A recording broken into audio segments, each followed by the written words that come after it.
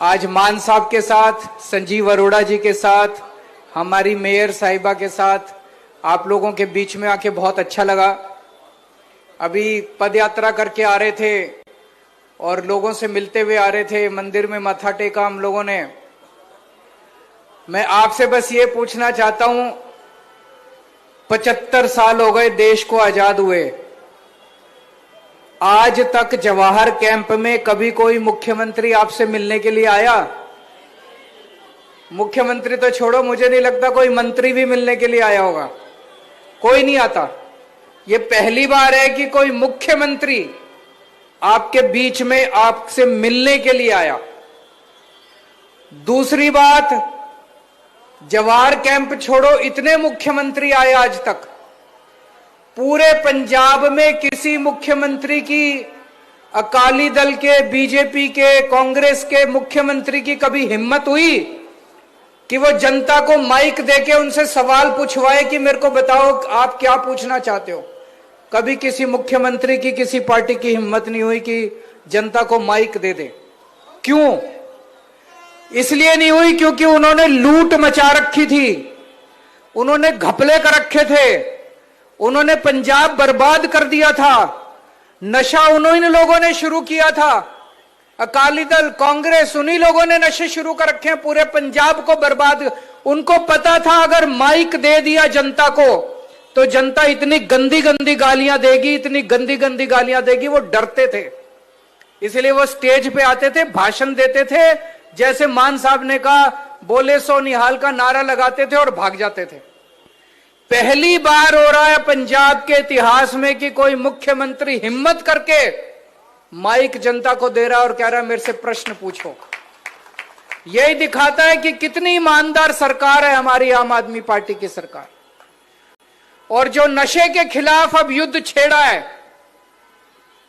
मेरे को कई लोग कह रहे हैं जी पिछले 20 दिन में तो कुछ चमत्कार हो रहा है पंजाब के अंदर, भ्रष्टाचार के खिलाफ, नशे के खिलाफ कई सारे कदम उठाए गए, बड़े कड़े कदम उठाए गए। ये तो अभी ट्रेलर है, अभी देखना, अभी पिक्चर बाकी है, अभी बड़े बड़े कदम उठाए जाएंगे पंजाब को रंगला पंजाब बनाने के लिए। नशे के खिलाफ जो ये युद्ध छेड़ा है, पहले नशे का धंधा ये पार्टियां करती थी, बड़े बड़े इनके नेता शामिल हैं, उनको बख्शा नहीं जाएगा। अभी आने वाले दिनों में देखना कितने बड़े बड़े लोगों के खिलाफ कार्रवाई की जाएगी, किसी को नहीं बख्शा जाएगा। पहले ये लोग धंधा करवाते थे नशे का, हम लोग धंधा नहीं करवाते। हमारा कोई मंत्री, कोई एमएलए, कोई मुख्यमंत्री हमारा नशे के धंधे में शामिल नहीं है। इसलिए हमारी हिम्मत है कि नशे के तस्करों के घरों के ऊपर बुलडोजर चलाए जा रहे हैं, उनको गिरफ्तार किया जा रहा है, उनके खिलाफ सख्त कार्रवाई की जा रही है। और पुलिस को बोल दिया गया है कि खबरदार अगर कोई नशे के तस्करों के साथ मिलकर काम करेगा तो। कहा जाता था कि पुलिस में भी कई लोग जो है तस्करी करवाते हैं, तस्करों के साथ मिल, खबरदार अब अगर कोई हिम्मत करेगा और कोई नशे के तस्करों के साथ मिलकर काम करेगा, किसी को नहीं बख्शा जाएगा। हमारे बच्चे बर्बाद हो रहे हैं, हमारी पूरी पीढ़ी बर्बाद हो रही है। पाकिस्तान से आता है ये सारा नशा, वहां से ड्रोन आते हैं, वो बॉर्डर के ऊपर पैकेट फेंक के जाते हैं और वहां से हमारे बच्चे उसको पकड़ के, हमारे नशे के तस्कर उनको पकड़ के और उसको पूरे पंजाब में डिस्ट्रीब्यूट करते हैं। अब जब से यह कार्रवाई शुरू की है, कड़ी कार्रवाई शुरू की है, पाकिस्तान भी बुरी तरह से छटपटा रहा है। अब जब उनका ड्रोन आके फेंक के जाता है, कोई उठाने वाला नहीं मिल रहा उनको, पाकिस्तानियों को कोई नशा बेचने वाला नहीं मिल रहा। आपका सहयोग चाहिए। अब जब तक 3 करोड़ पंजाबी इकट्ठे होके नशे के खिलाफ आवाज बुलंद नहीं करेंगे, हम अकेले सरकार नहीं कर पाएगी। आपके इलाके में अगर कोई नशा बेचने के लिए आया, पुलिस को बताओ, डरने की जरूरत नहीं है, उसके खिलाफ कार्रवाई की जाएगी, उसको बख्शा नहीं जाएगा। एक भी नशे के तस्कर को नहीं छोड़ना, एक भी नशे के तस्कर को नहीं छोड़ना। जितने गैंगस्टर थे, गैंगस्टरों के खिलाफ कार्रवाई चल रही है पंजाब के अंदर। इन्होंने, कांग्रेस, अकाली दल, बीजेपी वालों ने गैंगस्टरों का ऐसा जमावड़ा था, इतने गैंगस्टर पैदा हो गए थे, किसी को नहीं बख्शा जाएगा। सबसे पहले एक सरदार जी आए थे, उन्होंने कहा था कि कानून व्यवस्था खराब। मैं मानता हूं इन लोगों ने कानून व्यवस्था खराब किया, इन्होंने 70 साल के अंदर बेड़ा गर्क किया पंजाब का। 3 साल के अंदर, 3 साल कुछ नहीं होते, 70 साल में इन लोगों ने बेड़ा गर्क कर दिया था पंजाब का। 70 साल का कूड़ा 3 साल में साफ नहीं कर रहे, लेकिन झाड़ू लेके लगे हुए हैं हम लोग, 3 साल से सफाई कर रहे हैं। और मुझे पूरी उम्मीद है अब जिस तरह से स्पीड पकड़ ली हमारी सरकार ने, अब पूरे 100 की स्पीड से अब हमारी गाड़ी चल रही है, पंजाब सरकार की गाड़ी। अब एक एक नशा खत्म करेंगे, कानून व्यवस्था ठीक करेंगे। एक और चीज पूछना चाहता हूं, बिजली के बिल जीरो किस किस के आते हैं? जरा हाथ खड़े करो। सबके बिजली के बिल जीरो आते हैं। कभी सोचा था जिंदगी में कि ऐसी भी कोई सरकार आएगी, ऐसी भी कोई समा आएगा जब बिजली फ्री हो जाएगी? पूरे देश के अंदर केवल दिल्ली और पंजाब 2 सूबे हैं जहां पे बिजली फ्री है। दिल्ली में अभी तक आम आदमी पार्टी की सरकार थी, पंजाब में कहां से आया पैसा? ये लोग कहते थे खजाना खाली है, खजाना खाली है, खजाना खाली है। हमने तो नहीं कहा कभी खजाना खाली है। हमारे पास तो खजाना ही खजाना है, आपके लिए इस्तेमाल कर रहे हैं, आपके लिए स्कूल बनवा रहे हैं। अभी एक बच्चे ने क्या स्कूल ऑफ एमिनेंस बनवा दो, तो जगह जगह स्कूल ऑफ एमिनेंस बन रहे हैं, मोहल्ला क्लिनिक बन रहे हैं, अस्पताल बन रहे हैं। अभी अरोड़ा जी ने कहा जवाहर कैंप की सारी सड़कें अगले 1-1.5 महीने के अंदर आपकी सारी सड़कें बन जाएंगी। अगले 1-1.5 महीने के अंदर आपकी जगह जगह स्ट्रीट लाइट लग जाएंगी। पहले पंजाब में बिजली खूब जाया करती थी, अब पंजाब में बिजली की कमी नहीं है, लेकिन लुधियाने में हमें पता चला कि कई सारे ट्रांसफार्मर खराब हैं। उसकी वजह से आपके कई बार पावर चली जाती है ना बिजली में, गर्मियों में कभी कभी। अभी गर्मियों तक, इन गर्मियों तक कितने ट्रांसफार्मर लगवा देंगे पूरे लुधियाने में।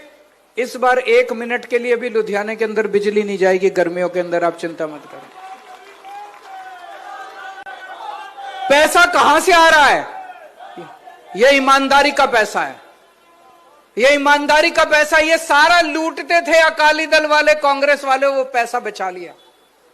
अब इस बार चुनाव में आपके लिए सामने संजीव अरोड़ा जी खड़े हो रहे हैं।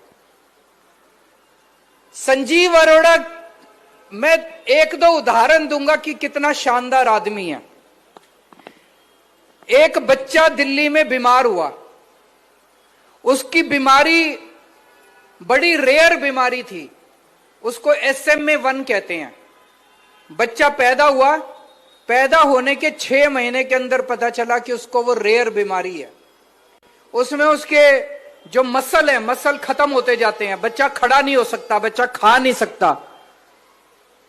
उस बीमारी का एक ही इलाज था, एक इंजेक्शन लगना था विदेश से। 18 करोड़ रुपए का इंजेक्शन, 18 करोड़ रुपए का, सोच सकते हो। वो विदेश से आना था, फॉरेन कंट्री से, 18 करोड़ का इंजेक्शन। इन्होंने अखबार में पढ़ा कि एक बच्चा बीमार है, उसको 18 करोड़ का इंजेक्शन चाहिए। अगर किसी आपके भी बच्चे को 18 करोड़ का इंजेक्शन होगा, आप सोचोगे मैं कहां से लाऊं? आप तो फिर भगवान से बस दुआ कर सकते हो और तो कुछ नहीं कर सकते। संजीव अरोड़ा जी पंजाब से दिल्ली गए, उसके घर गए, उसके डॉक्टरों से बात की, अपनी तरफ से 2 करोड़ रुपए दिए। पंजाब, उन्होंने अखबार में इश्तिहार दिया, पूरे देश भर से बड़े बड़े एक्टरों से, हीरोइनों से, बड़े बड़े अमीरों से पैसे इकट्ठे करे। 18 करोड़ रुपए का इंजेक्शन लाके उन्होंने उस बच्चे को लगवाया और उसकी जान बचाई उन्होंने।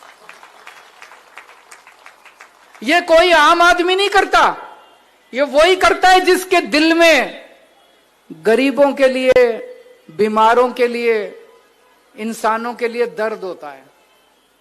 आप सोच के देखो, अभी तो ये आपके MLA बने नहीं है, अभी तो ये चुनाव जीते नहीं है, अभी से ये आपकी सड़कें बनवा रहे हैं, अभी से ये लग के आपकी स्ट्रीट लाइट्स बनवा रहे हैं। जिस दिन जीत गए तो ये पता नहीं आपका क्या उद्धार कर देंगे, आप सोच भी नहीं सकते।